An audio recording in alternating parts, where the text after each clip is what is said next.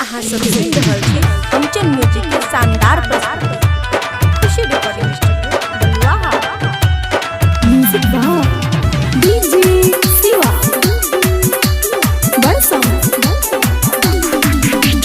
देखे तू दौड़त जइबे गे छौरी दिल के भीतरिया गई है गे दिल के भीतरिया गई है गे दिल के भीतरिया गई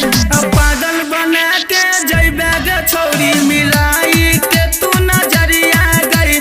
पागल बना के जइबे गे छौरी मिलाई के तू नजरिया गई देखे तू दौड़त जइबे गे छौरी दिल के भीतरिया गई है गे दिल के भीतरिया गई है गे दिल के भीतरिया गई पागल बना के जइबे गे छौरी मिलाई के तू नजरिया गई पागल बना के जइबे गे छौरी मिलाई के तू नजरिया गई। खुशी रिकॉर्डिंग स्टूडियो बलुआहा। डीजे शिवा बरसा हे गया दयली तई मिलल गे छौरी रात के अनहरिया में हे गे दिन के दुपहरिया में हे गे मिलल ओही रहरिया में पागल बना के जइबे गे छौरी मिलाई के तू नजरिया गई पागल बनाई के जइबे गे छौरी मिलाई के तू नजरिया गई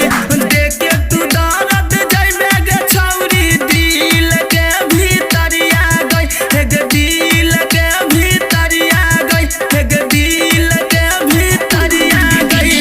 पागल बना के जइबे गे छौरी मिलाई के तू नजरिया गई पागल बना के जइबे गे छौरी मिलाई के तू नजरिया गई।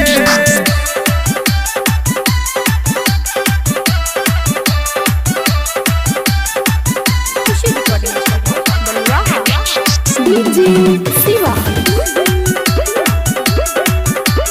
बरसा छुरी के हमरा जइबे गे छौरी बीच डगरिया गई है गे बीच डगरिया गई है गे बीच डगरिया गई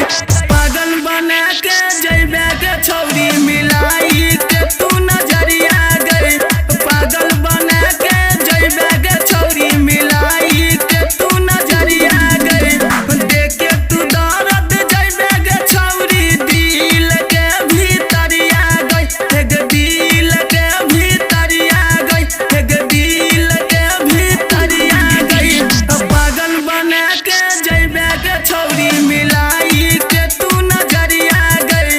पागल बना के जइबे गे छौरी मिलाई के तू नजरिया गई।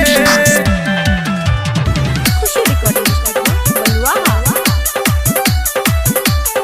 म्यूजिक बाय डीजे शिवा बरसा सेठा दीवाना के दुनिया उजड़ के परवीन के बनला सबरिया गई अजैया के बनला सबरिया गई गिरज मोहना के बनला सबरिया गई पागल बना के जइबे गे छौरी मिलाई के तू नजरिया गई पागल बना के जइबे गे छौरी मिलाई के तू नजरिया गई देखे तू दौड़त जइबे गे छौरी दिल के भीतरिया गई हे गे दिल के भीतरिया गई हे गे दिल के भीतरिया गई पागल बना के जइबे गे छौरी मिलाई के तू नजरिया गई पागल बना के जइबे गे छौरी मिलाई के तू नजरिया गई। Recording by Raja Bihari.